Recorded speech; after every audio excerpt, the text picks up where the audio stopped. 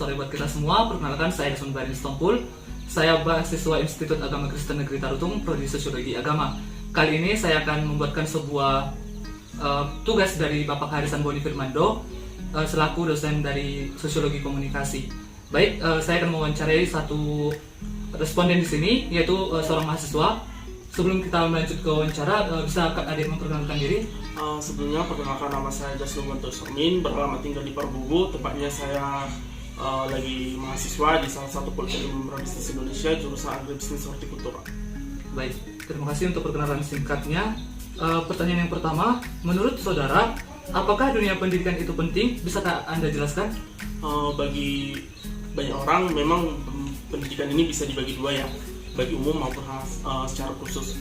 Kalau misalnya dari secara umum ya memang semua orang membutuhkan pendidikan, terutama di bidang dari teorinya maupun dalam prakteknya, di mana di sini juga dari otaknya juga kan bisa juga kita cek secara khususnya itu memang untuk orang-orang yang berkeperluan. Salah satunya secara umum itu memang sampai berkesenjangan tingkat SMA. Namun dalam beberapa orang bisa juga menyebutnya sampai ke tingkat kuliah. Tapi tergantung juga dari kualitas dari diri sendiri maupun kemauan, dan juga difaktori oleh dana sendiri.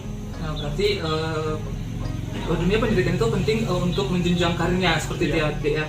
Oke, baik. Pertanyaan kedua, seperti yang kita lihat nih, banyak kan anak-anak yang belum merasakan dunia pendidikan, kan tentu. Nah, jadi bagaimana tanggapan adik tentang itu?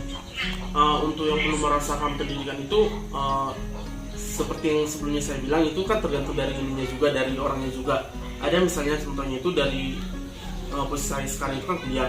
Ada juga orang itu misalnya yang pengen kuliah tetapi dananya tidak ada. Ada juga misalnya orang yang gak mau kuliah padahal dananya ada. Jadi kalau diibaratkan memang semuanya itu ada hubungan timbal balik ya. Salah satunya teman misalnya kan ada itu yang udah memang otaknya bagus, terus kriterianya juga mencocoki, tapi memang kalau dananya tidak mencukupi bagaimana. Dan juga untuk orang yang sudah dari segi dana maupun ekonominya mampu, padahal untuk dari kemauan sendiri nggak ada. Berarti istilahnya dari kemauan juga tidak ini ya. Oke, baik. Terus pertanyaan yang selanjutnya, menurut adik nih, sebagai generasi muda Indonesia, bagaimana kita dapat mengharumkan negara kita sendiri? Untuk mengharumkan negara sendiri sebenarnya itu bisa simple maupun lebih ribet ya. Kalau misalnya dari ribetnya itu seperti ini contohnya, itu kan bisa juga mewakili dari bidang atlet ya, itu sampai ke internasional.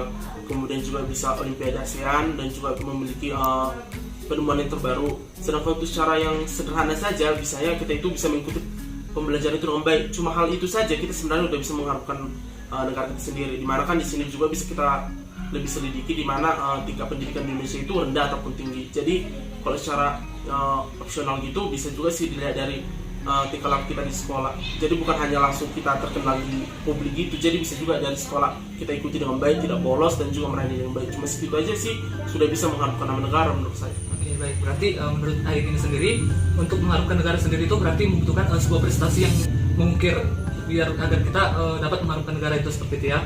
Baik, pertanyaan selanjutnya. Nah, di saat ini kan selama pandemi, pendidikan tidak berjalan dengan baik. Lalu hal apa yang Adik lakukan dalam menjalani perkuliahan selama pandemi ini? Untuk hal ini tentunya kita bisa ngambil hal positif dan negatifnya juga. Kalau misalnya dalam hal negatifnya itu seperti ini, kita kan kuliah daring.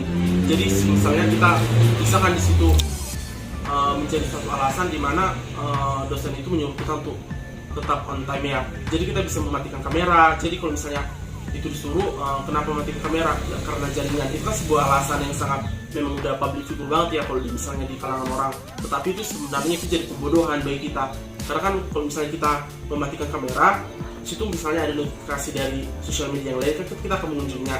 Jadi sehingga kita seolah-olah memang tidak memperhatikan dari pembelajaran itu. Sedangkan untuk hal positifnya itu memang ada, dimana kita lebih on time ya. Misalnya dosen mau menjadwalkan pukul 9 pagi, jadi kita bisa lebih on time jam 8 lebih awal, karena kita harus mempersiapkan jaringan kita. Lelet enggak atau bagus gitu. Jadi sebenarnya ada hubungan timbal balik juga sih, tergantung dari orangnya memperlakukan ini sebenarnya bisa digunakan baik atau tidak.